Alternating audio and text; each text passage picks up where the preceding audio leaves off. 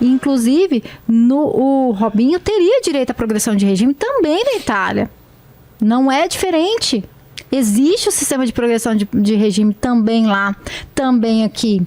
E, assim, a gente tem que parar de cair nessas pequenas arapucas que a gente acaba propagando. Que na Itália ele ia ficar preso. Não ia, tem progressão de regime. E outra coisa, foram 9 anos. Não foram 15, 20, 9 anos para um crime sério. E já que a gente vai falar de pena, vamos falar do Daniel. Daniel Alves, a única atenuante que o advogado dele tentou foi a da embriaguez. Ele falou, eu vou falar que você estava embriagado. Essa foi a última fala dele. Que a gente vai tentar uma atenuante para você, que é da embriaguez. E aí eu explicava, de uma forma muito clara, se você for entrar com um processo hoje, você tem custas, não é? Valor da causa. Sim. Você tem que botar um valor da causa. Você é obrigado a botar um valor da causa. Para que você possa o quê? Recolher custas judiciais. Quando a menina apresenta na defesa, a advogada apresenta a queixa-crime, etc e tal, para o Ministério Público oferecer, ela foi obrigada a dar um valor na causa. Ela não queria botar um valor, mas ela era obrigada. E aí ela botou 150 mil euros. A advogada dela bota 150 mil euros. Isso corresponde com o dano que ele causou? Não. Não corresponde em nada. Mas como ela era obrigada a botar um valor, ela até falou, eu podia botar 10 mil euros, porque eu não tenho interesse em valor. Mas eu tinha que botar um valor da causa. E ela bota 150 mil euros. E aí o que acontece dentro da legislação da Espanha, que passa pela mesma coisa que a gente está conversando? É um bando de gente que não sabe o que está fazendo lá e que reflete aqui. A gente tinha 2 crimes na Espanha. O abuso e a violação. Que era tinha penetração e o outro não tinha. O que não tinha penetração, ele tinha uma pena menor. E aí, com o episódio da La Manada, não sei se vocês conhecem, da Espanha, daquele caso dos... Não. Tem até uma série também no Netflix. La Manada. La Manada. Isso, que foi também coletivo durante aquelas touradas que tem lá na Espanha, etc e tal. Então, começou um movimento para a proteção da mulher, para entender ali níveis de consentimentos, resistência da mulher, exatamente isso, que não é porque a mulher consentiu até aqui que ela tem que consentir até o resto. A Espanha vinha de uma sentença que absolvia um rapaz acusado desse mesmo crime porque a vítima estava de minissaia. Né? Então, assim, ele vinha de um contraste e uma luta feminina para que, primeiro, eu posso consentir. Quando eu falar não, é não. Se eu não quero mais, eu não quero mais. E também para quê? Para que esses 2 crimes fossem a mesma coisa. Que independentemente de você ter a penetração ou não, que haveria o crime. Porque cada um ali recebeu uma pena diferente. Né? O que tinha feito e o que tinha o sexo oral, que tinha outro tipo de ato lá. E aí, é o que a gente fala de que eles ficam fazendo coisa lá e não sabem o que vai acontecer aqui. O crime que não tinha penetração, ele tinha pena de 4 a 8, mais ou menos. O outro crime que tinha era de 6 a 12. Aí eles fizeram o quê? Como a gente quer tudo no mesmo crime, vamos juntar. Então passou a ser o mesmo crime. Só que a pena, eles botaram de 4 a 12, porque pensaram, se o cara não fizer com muita violência e tal, tudo bem a pena de 4, vamos deixar essa pena de 4. Só que o que aconteceu? Essa pena de 4, eles não entendem que ela passou a ser aplicada pro cara que também fizer a penetração. Entendi. Colocou todo mundo no mesmo pote, quando deveria ter sido ali tratado de forma diferente. Poderia ter sido uma atenuante, né? Poderia ter se comportado de outra forma. E olha que interessante, essa lei entra em vigor dia 10 de outubro de 2022. O caso foi 30 de dezembro de 2022. 2 meses antes entra a lei que lá chama Solo Si é Si.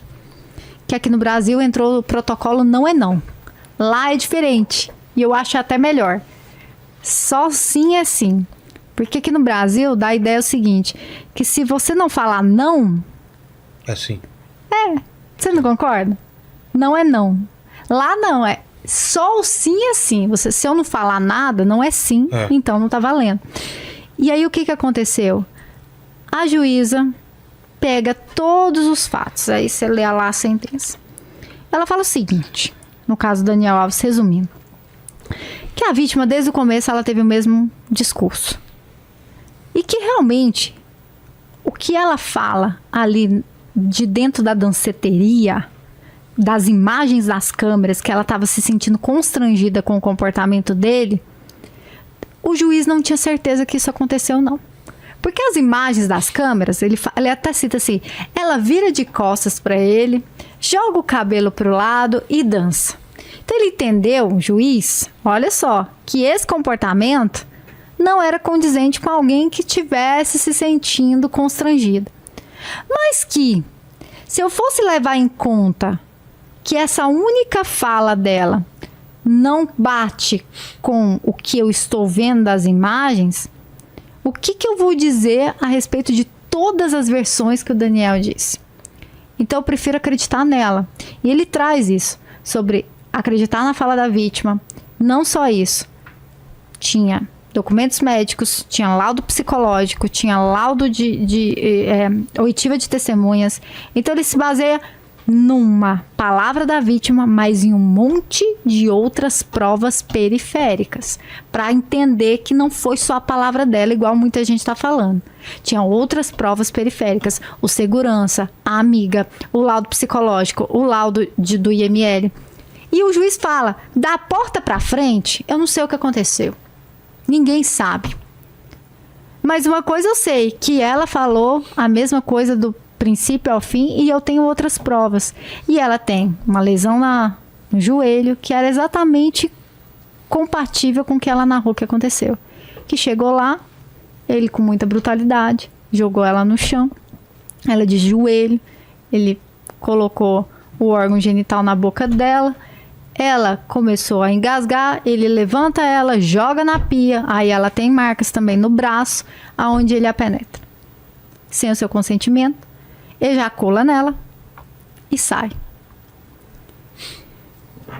E a partir disso aí, a gente tem que pensar o seguinte, então eu tenho uma violação que teve penetração. Isso é irrefutável. Sim. E acabou que a pena do crime, por causa dessa alteração, que era para proteger a mulher, desprotegeu essa mulher. Olha que loucura. Porque o legislador não sabe o que ele tá fazendo. Desprotegeu aquela mulher. Porque, na verdade, se fosse 2 meses antes, a pena mínima desse crime era 6 anos. Mas como mudou, ficou 4 anos. Só que aí, é óbvio. Poxa, mas todo crime começa na pena mínima? Não. A gente dosa tudo o que aconteceu. E aí vem a grande crítica. Porque na sentença, a juíza traz 3 agravantes.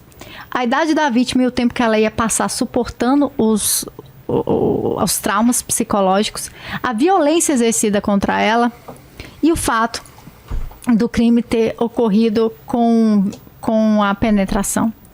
E aí ela aponta uma atenuante. Ela rechaçou a embriaguez, que foi a única que o Daniel pediu.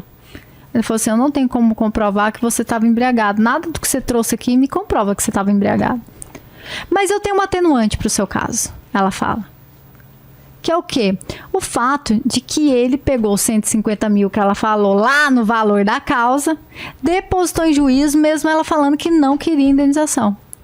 E isso é uma causa de atenuante na Espanha. Aí você vai falar assim, nossa, a Espanha é um absurdo. Mas no Brasil também, tem a mesma. Tem a mesma. Gente, é copia e cola. O mundo inteiro é um grande copia e cola.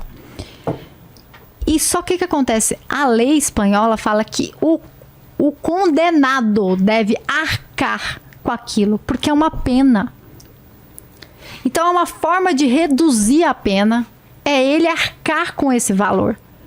Poxa, a gente conversava até com o Rodrigo Pardal. Se eu condeno o Paulo a 5 anos de prisão, imagina que o Paulo fala assim, tá, nesses 5 anos eu vou pôr o meu funcionário para cumprir no meu lugar. Vale? Não. Não. O que o Daniel fez, e que já foi objeto de recurso da defesa, foi exatamente isso. Foi ele que pagou os 150 mil? Não. Não. Quem pagou? A família de outro jogador de futebol. Ou seja, a própria defesa da vítima já recorreu. Peraí, isso aqui não vale. Não foi ele que pagou. Eu não posso botar outra pessoa para cumprir essa pena no lugar dele. Então, a outra discussão é essa. Mas no final das contas, o que aconteceu foi que com 3 agravantes contra uma atenuante, o que você faz? Uai, as 2 aqui se compensam e ficaria 2 agravantes. Não. A juíza jogou as 3 atenuantes por água abaixo, as 3 agravantes por água abaixo, botou atenuante porque ela começou entre 4 e 8. Ela jogou direto para 4, ficou 6 meses só e ainda utilizou uma atenuante de uma forma equivocada, de acordo com a maioria dos estudiosos ali do direito penal da Espanha e estudando o caso. Então, o caso da Daniela Alves ainda vai dar pano para manga. A gente vai ter recurso. A defesa da vítima ainda já deu sinais de recorrer até o tribunal, mas a sensação é exatamente essa, de que você deu a opção para o cara de ganhar um atenuante. Você compra sua atenuante, fica tranquilo. Vem aqui, dá promoção. Hoje a promoção é R$150 mil. Você sai de uma pena de 8 anos para uma pena de 4 anos. Vale a precificação, né? Exato. Então, assim, não foi o 1 milhão que ele pagou, porque aquilo ali não tinha saída mesmo para a justiça. Ela tinha que respeitar. Valor, né? Foi no momento em que eu pego um valor que foi rejeitado pela vítima, que não foi pago pelo réu, capaz de diminuir qualquer outro agravante do crime. Gente, é isso que é o ponto.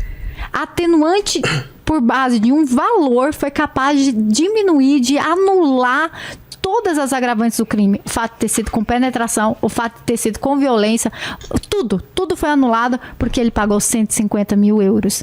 E assim, isso eu falo que vai dar pano para a manga ainda, porque eu acredito, pela formação do tribunal espanhol, pelo fato de que mesmo não tendo saída dos 3 juízes, um já tinha votado contra a liberação dele, que realmente esse recurso em sede lá em cima ainda vai dar o que falar, mas vai continuar dependendo do quê? Da pressão que a imprensa faz. Se a imprensa deixar de lado, esse caso vai ser deixado de lado. A imprensa não vai deixar de lado. O lance do Cuca também, como foi, né? E assim, a gente precisa da reforma do nosso Código, né, Penal. Isso é urgente. Da mesma forma, sabe, nossa questão tributária, trabalhista, a gente precisa dessa reforma urgente, mas ela precisa ser feita, Paulo e Vilela, por juristas, por pessoas que entendam e que escutem a sociedade, escutem o que você fala, o que eu estou falando, o que ele fala, o que todos nós falamos. Porque senão a gente vai ficar sempre com esse gosto amargo. E aí quem é que dá voz para a vítima, né? Ela fica esquecida, ela não tem benefício, ela fica apagada, ela fica com medo, ela fica aterrorizada. A gente precisa reformar o nosso Código Penal. Está mais do que na hora.